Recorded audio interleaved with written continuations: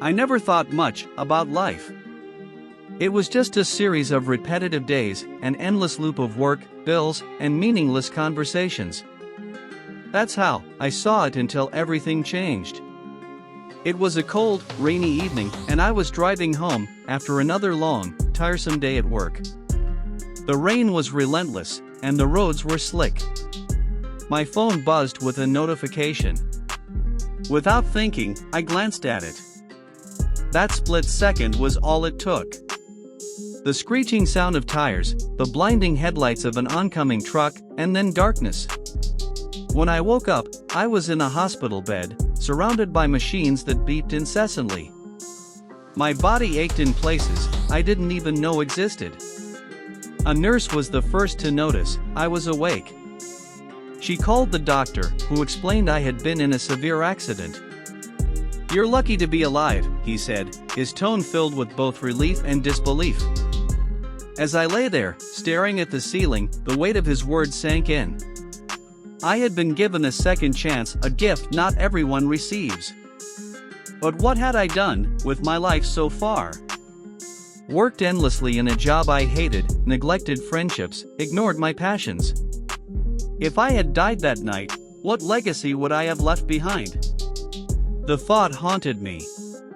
During my recovery, I had plenty of time to think.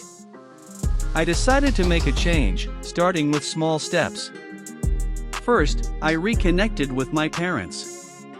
We hadn't spoken much over the years, partly because I was too busy and partly because I thought they wouldn't understand me. But their voices, filled with love and concern when they visited me in the hospital, reminded me of what I'd been missing. Next, I revisited an old dream, writing. As a child, I loved crafting stories, but life had a way of burying that passion under responsibilities. I dusted off my old journal and started jotting down thoughts. At first, it felt awkward, but soon, the words began to flow. I also began volunteering at a shelter every weekend.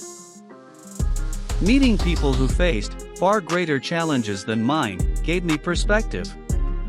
Despite their struggles, they smiled, laughed, and cherished every moment. They taught me the value of gratitude. Months passed, and I found myself transforming. I wasn't just existing anymore, I was living. One day, I decided to share my story. I wrote about the accident, the lessons I learned, and the changes I made. I published it online, unsure if anyone would care.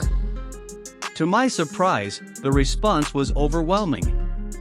People shared their own stories of second chances and thanked me for inspiring them. The accident, which I once saw as a curse, became a blessing in disguise. It shook me awake from the autopilot mode I had been living in. Now, every morning, I wake up with a sense of purpose. Life is still imperfect, but I embrace its imperfections. After all, it's not about how much time we have, it's about what we do with the time we're given. And as I look back on that rainy night, I no longer see it as the worst day of my life. It was the day my real life began. Life is a gift, and every moment is an opportunity for change. Don't wait for a near-death experience to start truly living. Appreciate what you have, follow your passions, and make each day meaningful.